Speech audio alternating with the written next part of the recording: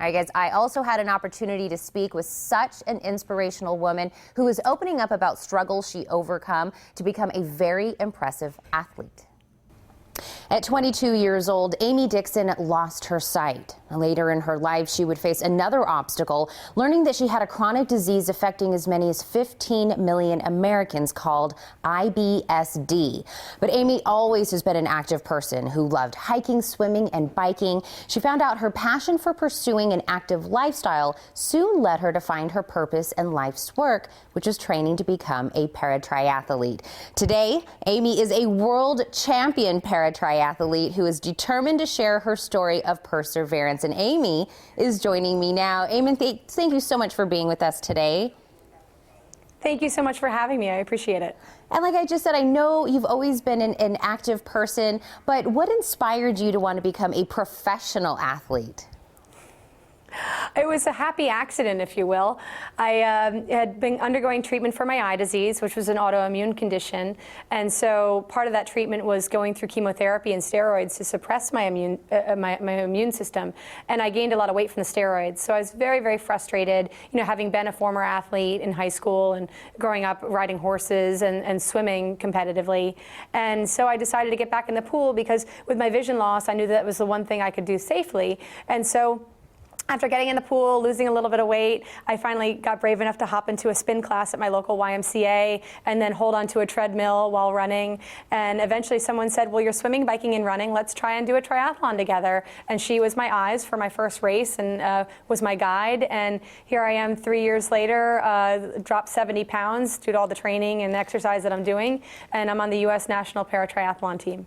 Well, congratulations for all of your accomplishments along the way. But I know I did say also that you do want to share your story to kind of let people know what you've gone through. What are some of the obstacles that you had to overcome? Well, you know, overcoming my eye disease was challenging, but I had really great tools in the team, in terms of a great team of physicians and surgeons that worked really hard behind the scenes to make sure that I could see for as long as possible.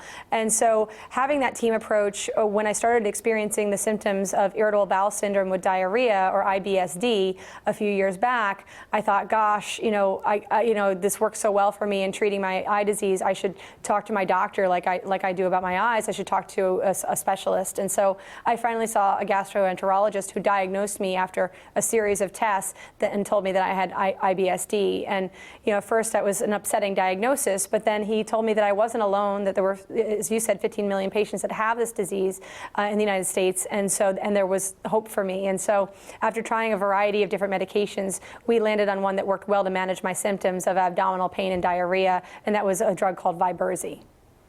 And so I love that you're sharing your story again, because like you said, there are 15 million Americans out there. Do you have advice maybe for somebody else that might be newly diagnosed or somebody that's been dealing with it, but they're not really sure what to do or who to talk to?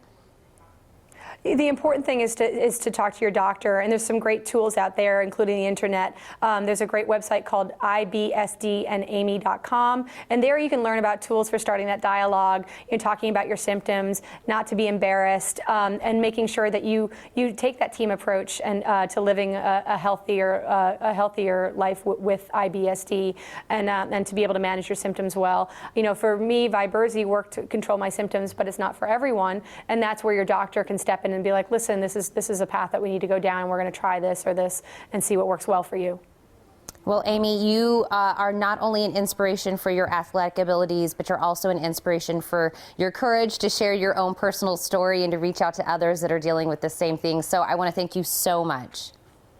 Thank you so much for having me. And, you know, people need to speak up and advocate for themselves, and I'm grateful that I can be a voice for that. Well, you are absolutely the person to follow. Thank you so much. Now stay right where you are. We have more show after the break.